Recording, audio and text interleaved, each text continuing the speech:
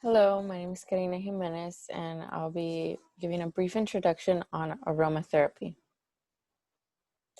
So in this presentation, I'll be discussing what it is, excuse me, the uses, aromatic gardens, precautions, and last I'll be linking some DIYs. So the definition of aromatherapy is a practice of using essential oils as therapeutic agents. And this includes the improvement of physical, mental, and in some cases, spiritual well-being.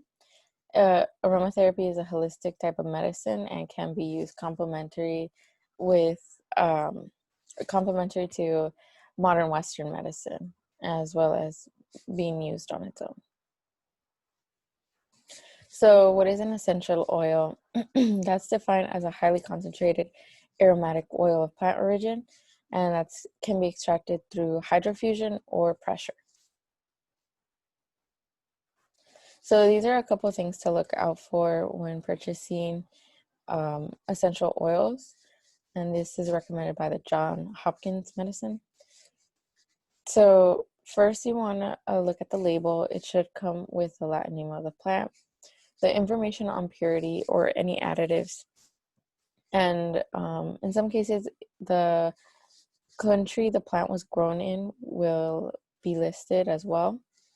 It's important to evaluate the company to make sure that it's legit and they're not that it's reliable. It's a reliable company and it's well known.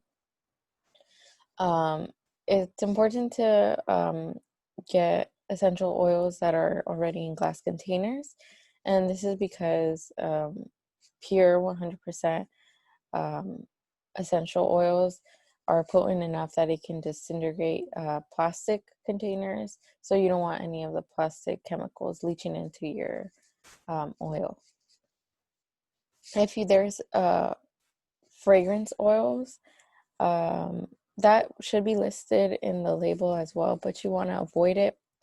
Again, essential oils for aromatherapy are best if they're like 100% pure.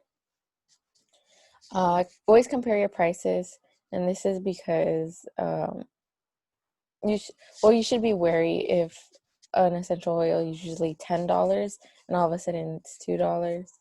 So just be on the lookout for that. This is what a general label would look like. On the left, we have the Latin name. Right here in the middle bottom, we have the uses, which is topical, which you can put it on your skin, or you can diffuse it. The standard nutrition values, and then the label over here to the top right, it says guaranteed safe. This all varies for the company you're getting it from. Some of them can be just a merchandising scheme to get the client to buy. So there's different ways you can do aromatherapy. The first one is you can, there's like trinkets where you can put essential oils on, excuse me, and go throughout your day just inhaling. There are necklaces, keychains, and humidifiers. Next is body oil. In the label, it should say that it's topical. Usually body oils are mixed with carrier oil just to dilute the potency, so it's not harmful to your skin.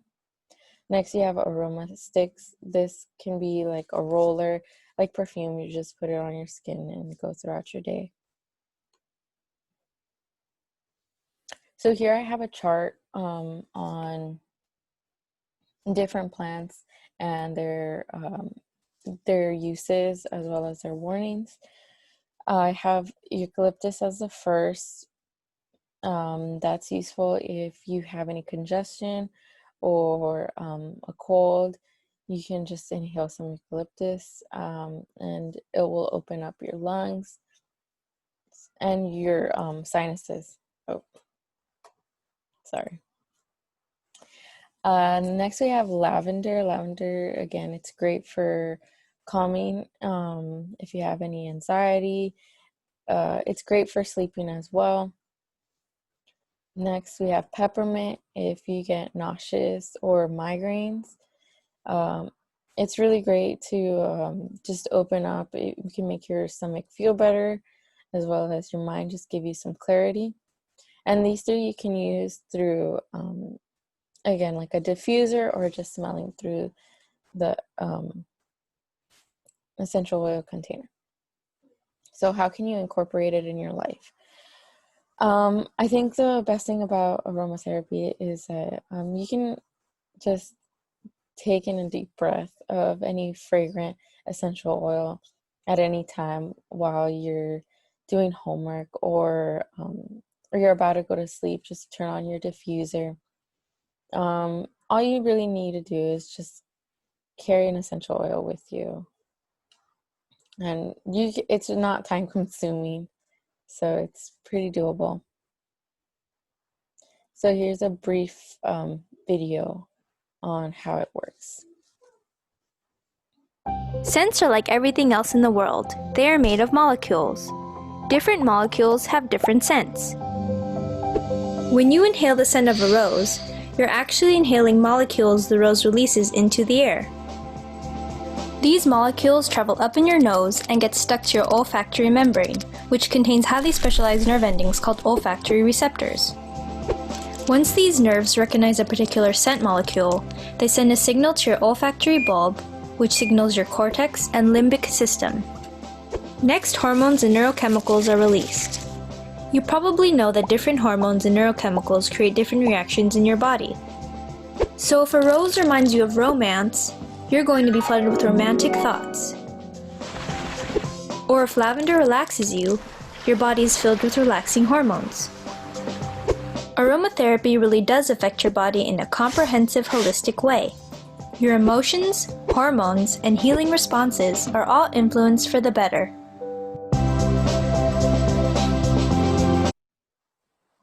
All right, so this leads me to my next slide. So, like we saw, the example was smelling a rose. And so essentially, aromatherapy isn't limited to just essential oils. So any nice smell that is pleasing to you will make you feel better. So why not try it in your garden? I have a couple great suggestions by our biodiversity coordinator on great native plants that you can add to your garden that smell really nice or super fragrant. So the first one being Mustang mint, and those are the purple flowers on the left. That smells like spicy mint. The second picture is Laurel sumac, and that smells like fresh ground pepper. The third is California sagebrush, also known as cowboy cologne for the reason that it smells like cologne. And last, we have the pearly white everlastings, and those smell like sweet maple syrup. So definitely consider adding more fragrant native plants to your garden, where it can also help you feel better with the great pleasant smells. So a couple of precautions when practicing aromatherapy. If you're using a diffuser, make sure to use it for 8 hours or less. If you're doing a direct inhalation, make sure you're doing it for 5 minutes or less. It's important you do everything with measure. Next, I have all oils are not the same, which means that you shouldn't use all oils the same way. And that's because some oils are they react differently.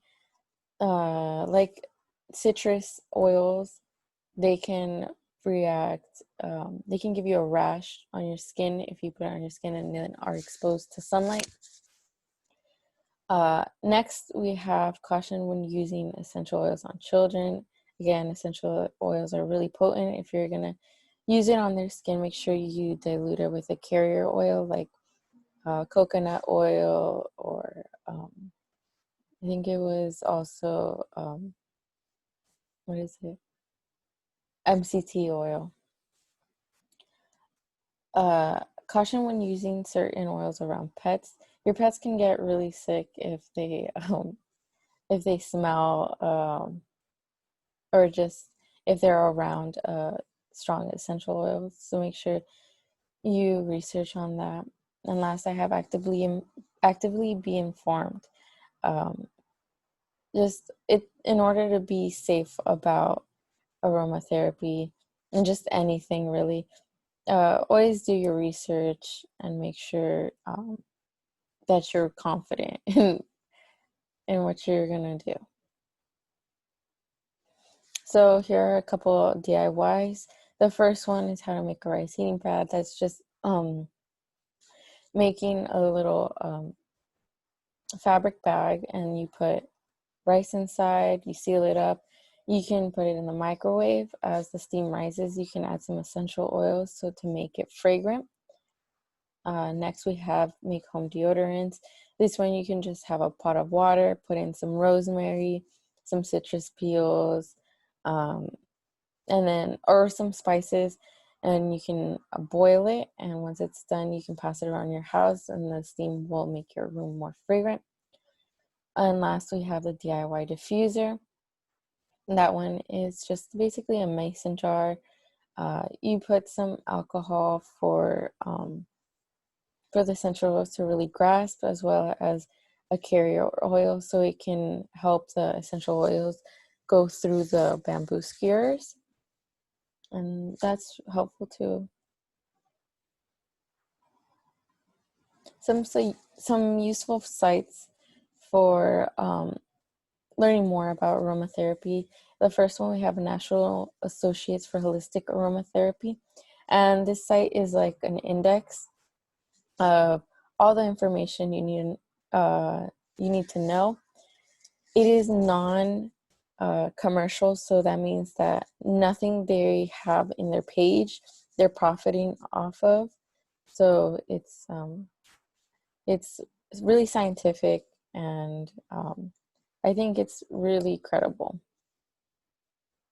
Next, we have United Plant Savers, and they have a list of protected native medicinal plants, so you can look into that. And last, we have Aromatherapy Associates. This also gives an introduction to aromatherapy, and as you scroll, it just gives you more in-depth explanations of it. And these are my references. We'll now go to the live Q&A. Thank you.